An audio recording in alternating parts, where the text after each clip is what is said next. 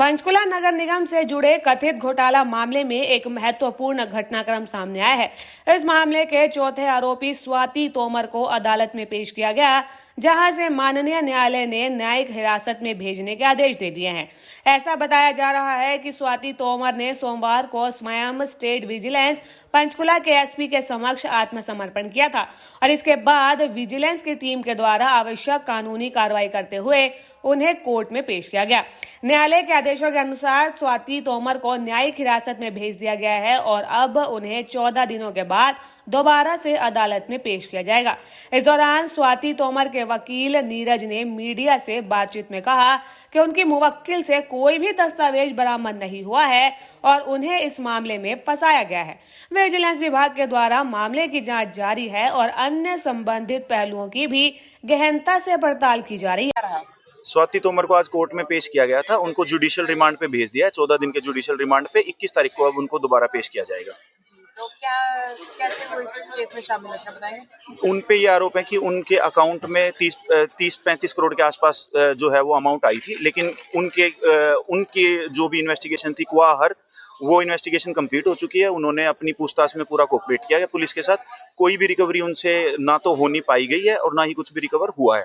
तो उसको देखते हुए उनकी फर्दर पुलिस रिमांड नहीं मांगी गई है और उनको जुडिशियल रिमांड पे भेज दिया गया है। कितने दिन रिमांड लिया? 14 दिन का जुडिशियल रिमांड है जी। अब that will be continue till the presentation of challan और हर रेगुलर बेल। तो अब वो जुडिशियल कस्टडी में है। सर, जिस खाते में ट्रांसफर हुए थे स्वाति तोमर के अकाउंट से, क्या पता लग पाया?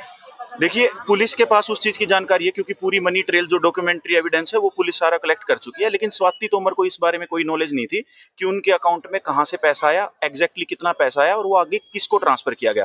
क्योंकि स्वाति तोमर ने खुद कोई भी जो ट्रांजैक्शन है वो ऑथराइज नहीं की गई थी। उनके ब्लैंक चेक ले लिए गए थे इस एवज में कि उनको सब कॉन्ट्रैक्टर बनाया जाएगा, तो आपके डॉक्यूमेंट्स और सिक्योरिटी चेक्स वगैरह चाहिए। सर, स्वाति तोमर जो लेडीज है, किस तरह ये इस जाल में फंसी है सर? देखिए, इनको यही पिक्चर दिखाई गई थी कि आपको सब कॉन्ट्रैक्टर बनाएंगे, आपके दस्तावेज लिए गए हैं, कोई भी चीज फ्रॉड नहीं है। इनको सब कॉन्ट्रैक्टर बनाने के लिए कुछ डॉक्यूमेंट्स दिखाई भी गए थे कि जी ऑलरेडी कुछ लोग हैं जो सब कॉन्ट्रैक्टर बने हुए हैं, कोई भी आपको फ्रॉड की अमाउंट या ऐसी कोई अमाउंट नहीं आएगी, सारी जो ट्रांजेक्शन है वो वाइट की है। तो यही सब देके वो उस झांसे में आ गई और उनको कुछ नहीं पता था कि उनके अकाउंट में कितनी मनी आई। स्वाति तोमर है, जो रजत धारा है, उसके साथ भी कुछ बातचीत हो रही है? नहीं, रजत धारा के साथ अब उनकी कोई बातचीत नहीं थी। इनिशियली रजत धारा के साथ ये संपर्क में आए थे कि कॉन्ट्रैक्टर बनने के लिए। कहीं ना कहीं स्वाति तोमर को फंसाया गया इस मामले में। नहीं, माना नहीं जा सकता। ऐसा ही है कि स्वाति तोमर को एक मोहरे की तरह यूज किया गया है। उसके पास ये आज के दिन प्रोसिक्यूशन ने भी इस चीज को मानना है। ये रिमांड पेपर स्वाति तोमर का मेरे हाथ में है। कोई भी चीज स्वाति तोमर से एज पर प्रोसिक्यूशन इटसेल्फ कोई भी इंक्रिमिनेटिंग एविडेंस स्वाति तोमर के खिलाफ नहीं मिला है। सी इज ए विक्टिम। उससे कुछ गलतियां हुई हैं कि उसने अपने डॉक्यूमेंट्स दे दिए, लेकिन वो इतनी सक्षम नहीं थी कि उन डॉक्यूमेंट्स की ऑथेंटिसिटी को वेरीफाई कर पाती। तो उस धोखेबाजी में आके उसने अपने डॉक्यूमेंट शेयर कर दिए और उस चीज के लिए वो आज भुगतान कर रही है। लेकिन कोर्ट इन सारी चीजों को देख के कोर्ट अपना फैसला सुनाएगी। हमें कानूनी प्रक्रिया पे पूरा भरोसा है।